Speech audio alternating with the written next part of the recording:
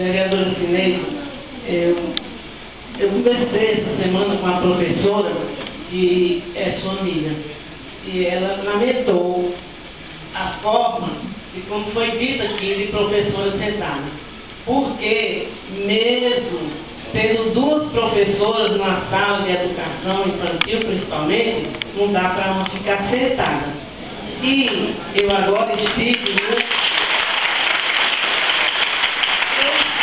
colégio aqui, e me chamou a atenção para ver isso. Todas as salas de ensino infantil tinham duas professoras. E a professora amiga disse o seguinte: se for para eu ficar só numa sala com mais de 20 crianças, eu não sei como vai ser, porque ensinar não dá.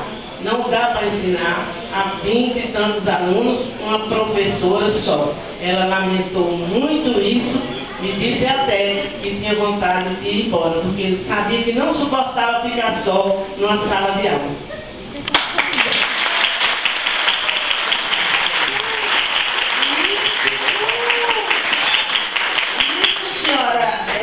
Vossa Excelência, é um caso à parte, mas eu lhe dou inteira liberdade para verificar as folhas que estão aí.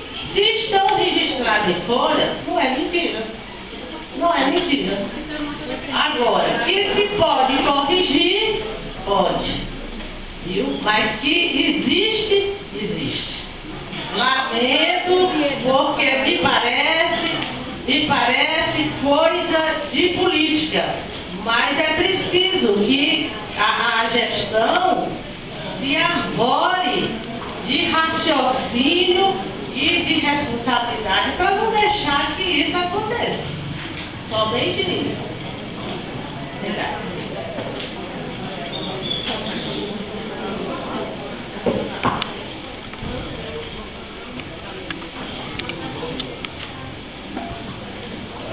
Adiantando aqui,